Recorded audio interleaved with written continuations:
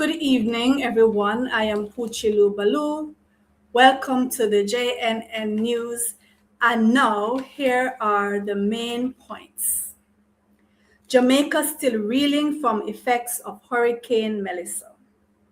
Local journalists call on authorities to rally up some John Crows for the restoration cause. UWI upgrades its newest batch of nerdy professors.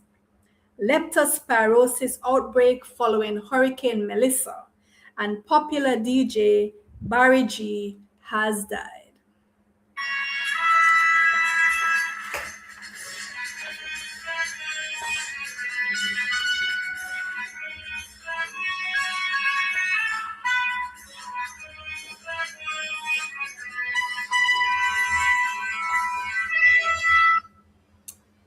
And now we begin the news with some sobering details about Hurricane Melissa as the nation continues to reel from its impact.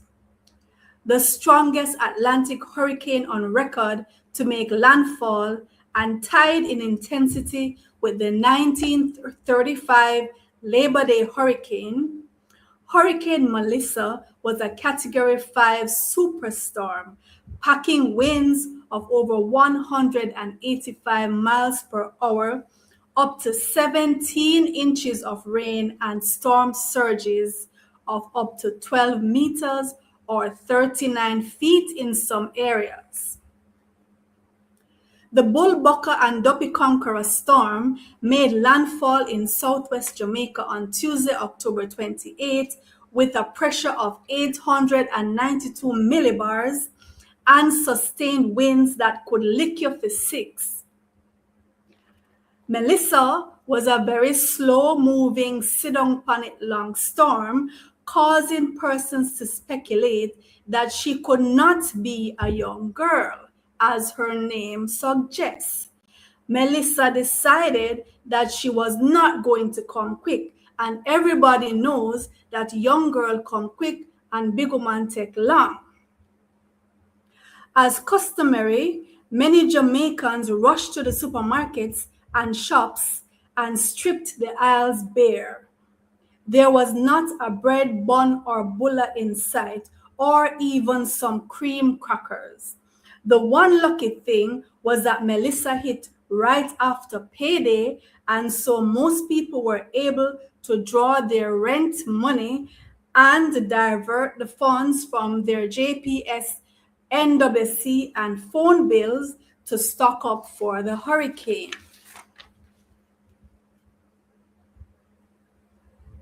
Sadly, the death toll from Hurricane Melissa now stands at 19 and rising as some remote communities of Western Jamaica remain impassable.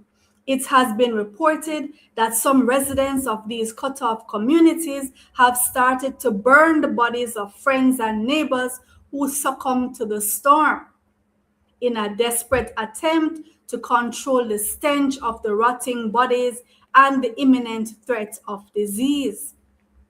Some eyewitnesses even said that there were cases of people capitalizing on the catastrophe by charging money to provide cremation services. The JNN would like to assure the public that this last bit of information did not come from any credible sources and is probably a load of bullshit. Hurricane Melissa ravaged the western section of the island, causing widespread destruction, flooding, and storm surges. The western and central districts of Black River, Santa Cruz, White House, Montego Bay, and Chigwell were some of the worst hit towns. There was severe damage to infrastructure, with blocked roads, utterly destroyed houses, damaged buildings, and some communities still submerged. The JNN would like to commend our national emergency response teams, some of whom use their own machetes to chop through rubble and to clear the blocked roads. Some of these personnel have been away from their families for the entire week and are not sure when they will see them again. The Prime Minister himself was one of the first persons on the scene of the devastation to try to assess the impact and to provide consolation for the bewildered citizens. Meanwhile, international aid and support have been pouring into the island. There has also been tons of support coming in from Jamaican artists, athletes, and personalities such as Shaggy, Spice, and Buju Banton, and countless others to show solidarity and love and to give back to their supporters and fellow citizens. The economic impact on Jamaica has been tremendous, especially in the areas of agriculture, infrastructure, and tourism. Hurricane Melissa became a hurricane in the West Atlantic and slowly gathered strength, peaking at the highest rating at Category 5 Mammoth on October 25. The government of Jamaica issued storm warnings. The hurricane was upgraded to Category 5 storm on October 27 and made landfall in southwest Jamaica on October 28 before exiting the north coast and traveling towards Cuba. The death toll now stands at 19 and continues to rise. Of course, we will be keeping you abreast of the latest developments as the island reels from the impact and starts the long building process. Residents and emergency teams are working together to rebuild and restore normalcy. In other news, the University of the West Indies has elevated 5 of its lecturers to the rank of professor effective October 8, 2025. The nerdy bunch includes Angela Allain, professor of genomic plant pathology, Mahalia Jackman, professor of economics and inclusive development, Andre Horton, professor of applied macroeconomics, Arvind Singh, professor of intelligent energy systems and sustainability, and Sidam Rao Gunakala, professor of mathematics. The JNN would like to applaud these scholars who pressure them book when mama spend our loss and send them go class, and now they make the rest of us look like we not do nothing. A Jamaican journalist has raised concerns about not seeing any John Crows on her recent visit to the affected areas. She pointed out that, on a serious note, she did not observe any John Crows circling the air as they normally do when decaying corpses or carcasses are about. She's calling on the necessary authorities to dispatch a delegation of John Crows and point them westward to go do their jobs. The John Crows responded that they don't work on Sundays, but they will be heading out first thing Monday morning. Meanwhile, some Jamaican citizens have rallied in support of the cause and have submitted the phone numbers of their exes, whom they swear to be confirmed unconscionable John Crows. We end the news now on a really sad note. Popular Jamaican broadcaster Barrington Barry G. Gordon is dead. Barry G. died on October 29 at the tender age of 70 due to complications of pneumonia. The veteran DJ, known in the early years as Barry G. the Boogeyman, began his broadcasting career with the JBC in the late 1970s and quickly commanded the airways on shows like The Boogie Down Show and 2 to 6 Super Mix. He was a strong household name in Jamaica throughout the 1980s with his unique voice and captivating persona. He also established himself overseas, particularly in England, with legendary sound system clashes with radio personality David Rodigan.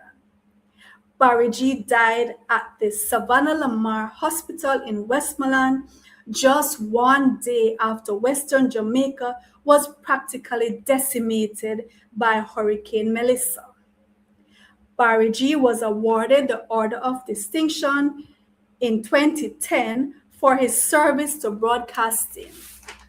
He attended Kingston College in his schoolboy days.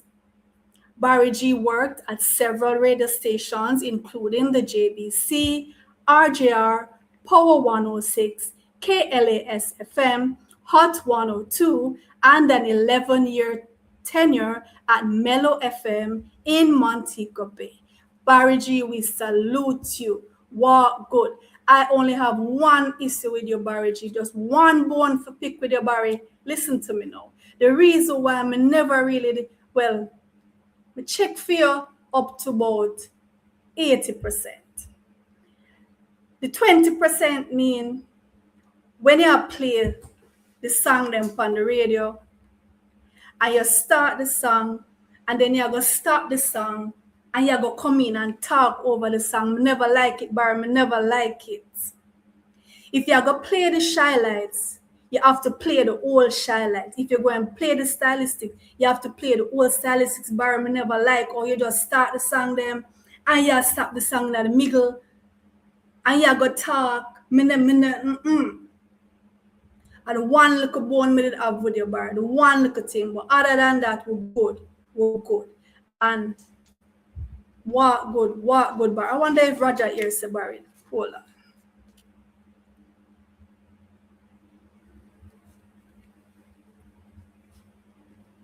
Roger, you did hear say Barry dead? Barry G. Me just read the news, man, in dead. Boy, Barry gone now, me glad star me, it's sad, it's sad. Yeah, man. Roger, how me fi know that? How me fi know the man business? Me no know them say no more now. Yeah, man, alright. You take out the chicken out of the fridge. Roger, me tell you this morning before me left, to take out the chicken out of the fridge. Then the chicken have to thaw out, or me go cook it when me come.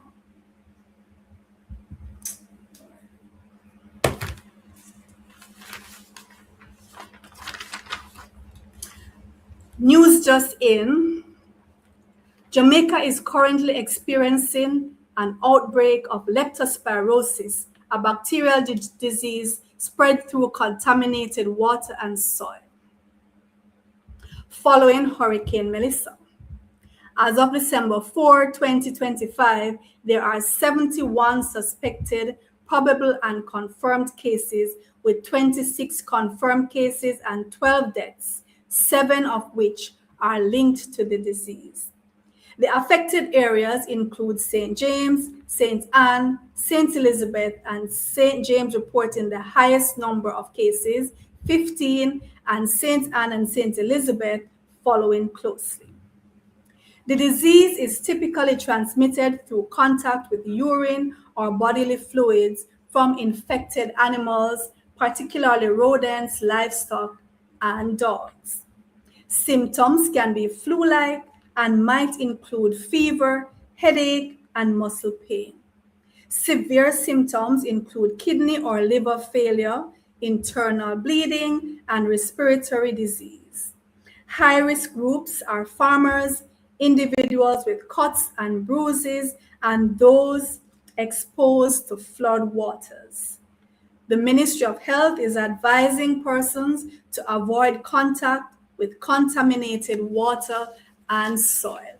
And now to end the news, here are the main points.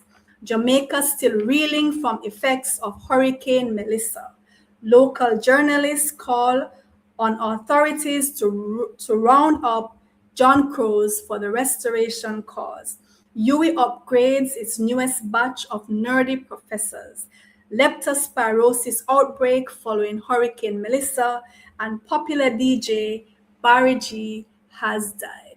Thank you for tuning in. I am Puchilu Badu, and remember, if it not gosso, it nearly gosso.